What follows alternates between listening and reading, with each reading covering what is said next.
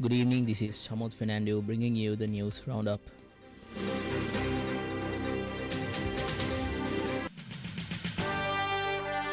The top story on Gold FM.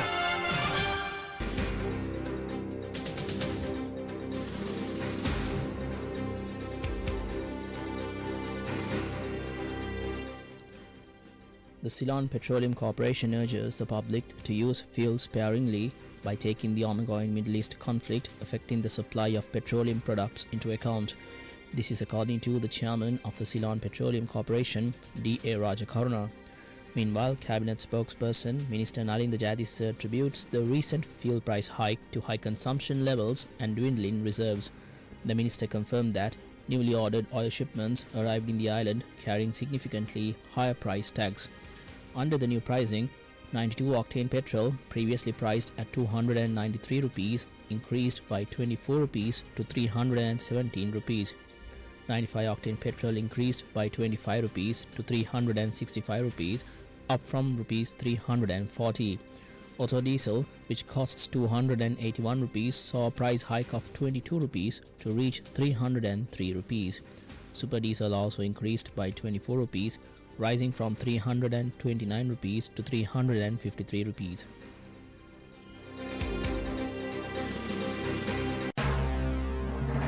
This is the local news on Gold FM.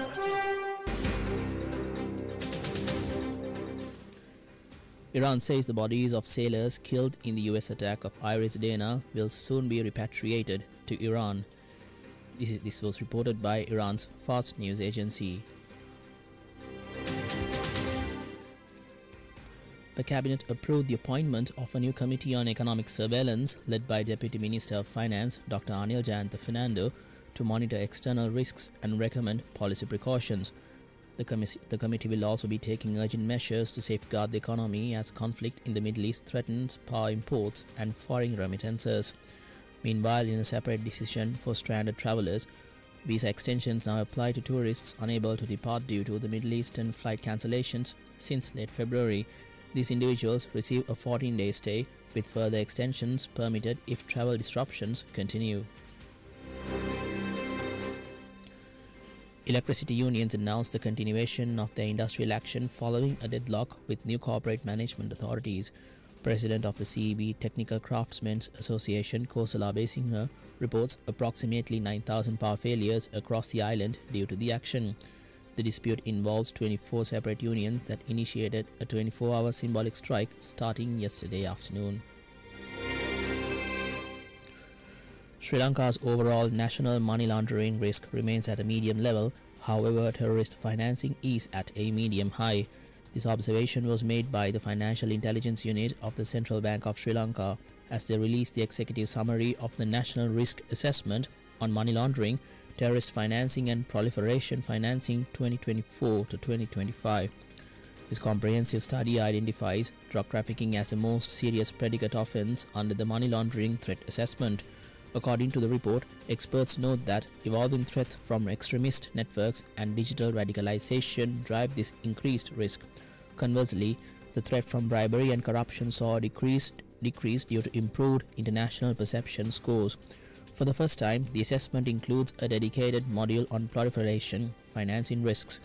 High-risk sectors such as real estate, casinos, and precious metal dealers require intensified monitoring.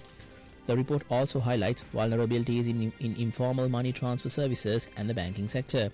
Authorities plan to update the national policy on financial crimes for the year 2026 to 2030 period based on these findings. All institutions must now incorporate these new risk profiles into their internal mitigation strategies.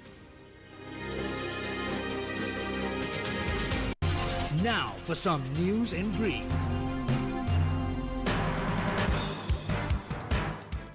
Customs officers at Katnayak Airport arrested a Canadian couple carrying a significant quantity of Kush narcotics valued at over 321 million rupees.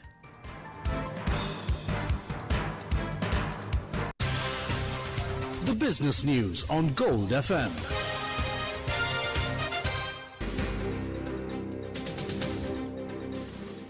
The The All-Share Price Index of the Colombo Stock Exchange closed at 22,378.52 points after gaining 474.38 points today. The S&P SL20 Index ended at 6,280.42 points following a 151.56 gain. Turnover totaled 4.5 billion rupees. International news on Gold FM. The United States Defense Secretary Pete Hegseth declares that today marks the most intense phase of aerial operations against Iranian targets. Pentagon officials confirmed hundreds of precision munitions struck strategic military installations and command centers throughout the afternoon. Hegseth describes this offense as a critical turning point in the ongoing regional confrontation. Reports from Tehran indicate multiple explosions occurred near key infrastructure sites within the capital city. The Iranian government said that the number of people killed in Iran since the start of war has reached 1,332, including 206 women and children.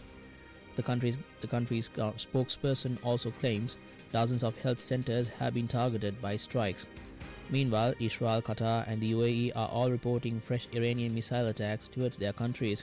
The Israel Defense Forces say defensive systems are operating to intercept them and that a warning message has been sent to those in affected areas.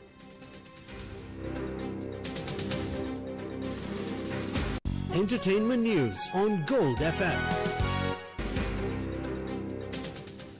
Disney's Hoppers debuted at the top of the United Kingdom and Ireland box office, securing £4.7 million in its opening weekend. Paramount's Scream 7 fell to second place, adding $1.5 million to its cumulative total of $8.2 million.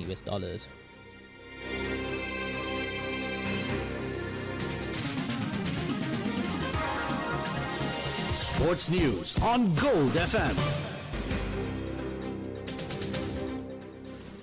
This year's schools rugby season will officially commence tomorrow with the schools rugby knockouts tournament. St. Peter's College Colombo will take on Ananda College Colombo at Royal College Sports Complex, while Trinity College Kandy will play against Thurston College Colombo at the CRNFC grounds.